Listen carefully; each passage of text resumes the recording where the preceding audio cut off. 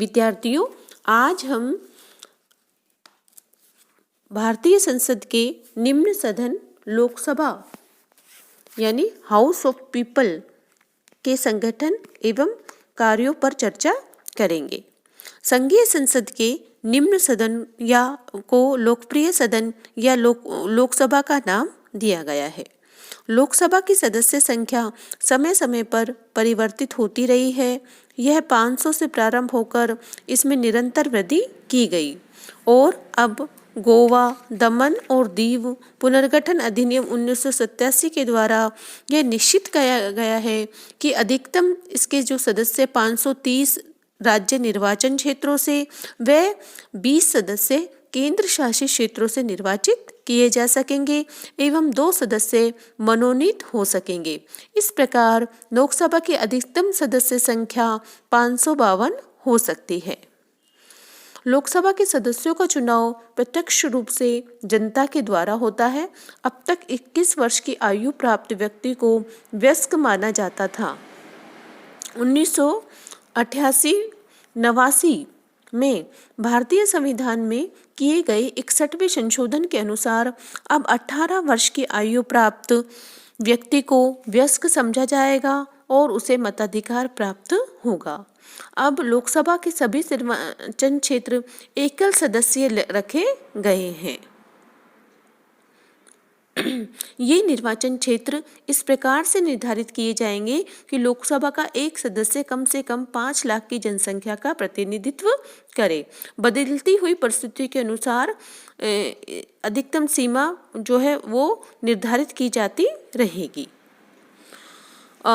इसके जो सदस्यों के जो योग्यताओं का संबंध है तो विद्यार्थियों इसमें यह है कि जैसे लोकसभा के सदस्यों को जो चुनाव में मतदान का अधिकार उसे ही होगा जो भारत का नागरिक है और जिसकी 18 वर्ष की आयु से अधिक है और जो पागल दिवालिया नहीं हो, जिसे संसद के कानून के द्वारा अपराध, भ्रष्टाचार और गैर कानूनी व्यवहार के कारण मतदान से वंचित नहीं कर दिया गया हो। तो ये तो है योग्यता कि जो चुनावों में जो है अपने सदस्यों के लिए है ना, निर्वाचकों के लिए है जो योग्यता है ना। और लोकसभा की सदस्यता के लिए संविधान के अनुसार कुछ योग्यताएं निर्धारित की गई हैं जो कि इस प्रकार है कि वह भारत का नागरिक हो, उसकी आयु 25 वर्ष या इससे अधिक हो, भारत सरकार अथवा किसी राज्य के अंतर्गत वह कोई लाभ का पद धारण नहीं किए हुए हो और वह किसी न्यायालय द्वारा दिवालिया न ठहराया गया हो। तो इस प्रकार इन योग्यताओं के अतिरिक्त अन्य योग्यताएं निर्धारित करने का अधिकार संविधान के द्वारा संसद को दिया गया है।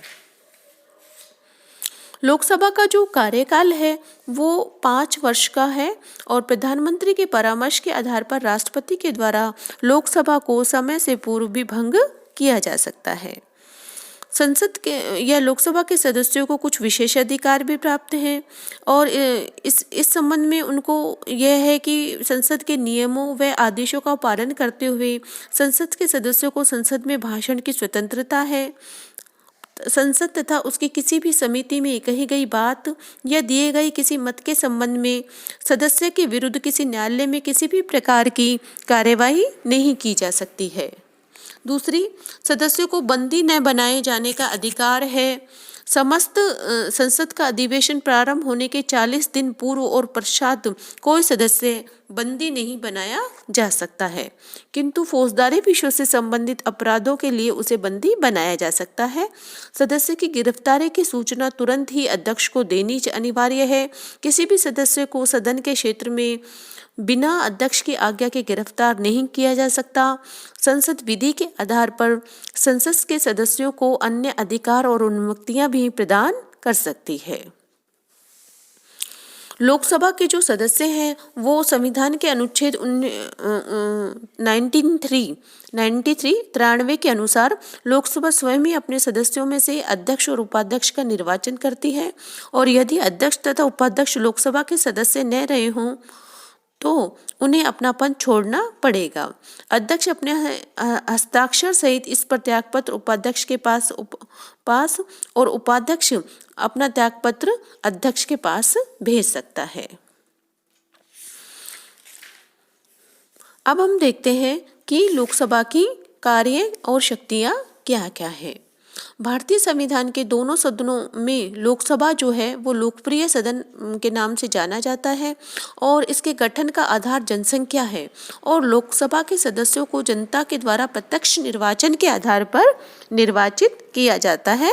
जैसा कि मैंने आपको बताया था कि 18 वर्ष की आयु वाला प्रत्येक व्यक्ति जो है को मतदान करने का अधिकार होगा और वह अपने जो है प्रतिनिधि का निर्वाचन कर सकता है। और संसदीय व्यवस्था का ये निश्चित सिद्धांत है कि कानून निर्माण और प्रशासन का नियंत्रण की अंतिम शक्ति लोकप्रिय सदन को ही प्राप्त होती है। भारतीय संविधान के द्वारा भी लोकसभा को राज्यसभा की तुलना में उच्च स्थिति प्रदान की गई है। संसद लोकसभा और राज्यसभा तथा राष्ट्रपति से मिलकर बनती है, लेकिन लोकसभा संसद की सबसे महत्वपूर्ण इकाई है। तो इसकी शक्तियों के बारे में हम अब चर्चा करते हैं। सबसे पहली है विधायी शक्ति। संविधान के अनुसार भारतीय संसद संघ सूची, समवर्ती सूची, अवशेष विषयों और कुछ विशेष परिस्थितियों में राज्य सूची के विषयों पर कानून का निर्माण कर सकती है। यद्यपि संविधान के द्वारा साधारण अवित्तीय विधेयकों के संबंध में लोकसभा और राज्यसभा को समान शक्ति प्रदान की गई है, संविधान में कहा गया है कि इस प्रकार के विधेयक दोनों में से किसी भी सदन में प्रस्तावित किए जा सकते हैं और दोनों सदनों में पारित होने पर ही राष्ट्रपति के पास हस्ताक्षर के लिए भेजे जाएंगे। लेकिन इसके साथ ही दोनों सदनों में मतभेद उत्पन्न हो जाने पर राष्ट्रपति के द्वारा दोनों सदनों की संयुक्त बैठक बुलाए जाने की व्यवस्था है और लोकसभा की सदस्य संख्या राज्यसभा की दुगनी से भी अधिक होने के कारण इस बैठक में विधेयक के भाग्य का निर्णय लोकसभा के इच्छा के अनुसार ही होता है।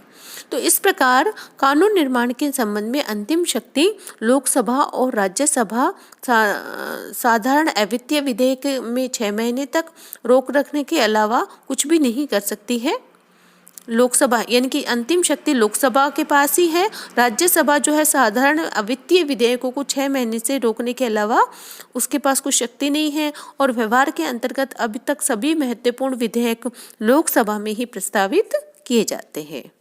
ठीक है, आ रहा है समझ में, है ना। यानी कानून निर्माण के क्षेत्र में लोकसभा ही प्रमुख है और किसी भी विधेयक को दोनों सदनों से पारित होने पर ही राष्ट्रपति के पास हस्ताक्षर के भेजे जाते हैं, किंतु दोनों सदनों में मतभेद होने पर राष्ट्रपति संयुक्त बैठक बुलाई जाता है और लोकसभा के सदस्य राज्यसभा से अधिक होने के कारण विधेयक के भाग का निर्णय जो है वो लोकसभा की इच्छा के अनुसार ही होता है।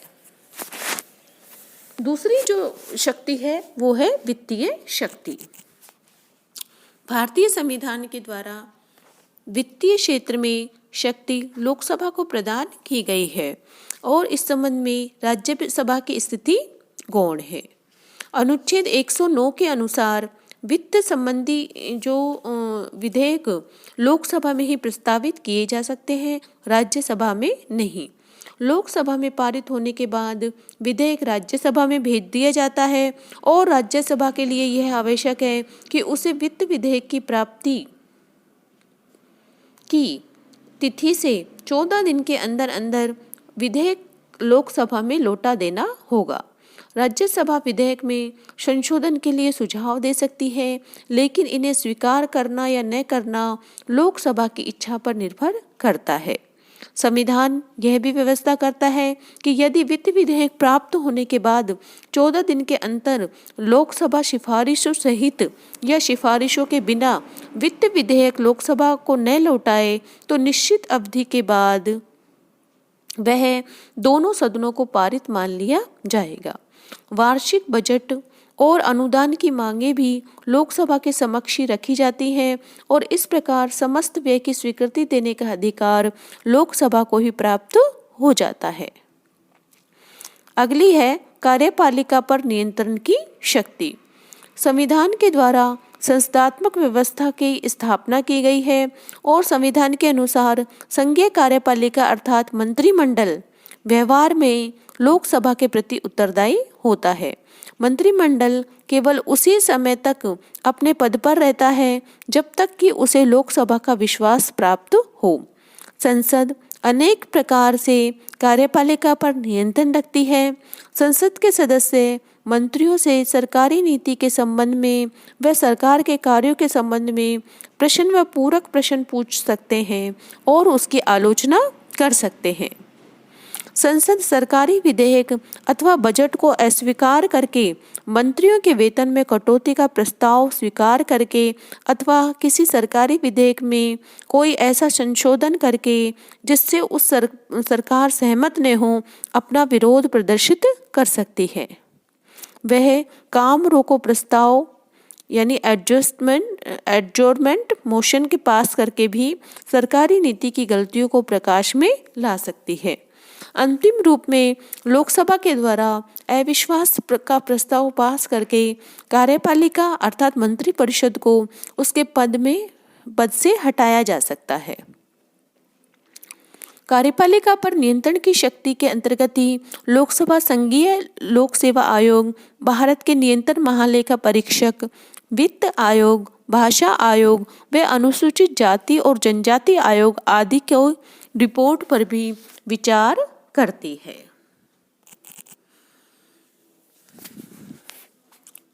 नेक्स्ट है संविधान के संशोधन से संबंधित शक्ति, जिसको हम अगले वीडियो में चर्चा उस पर करेंगे। धन्यवाद।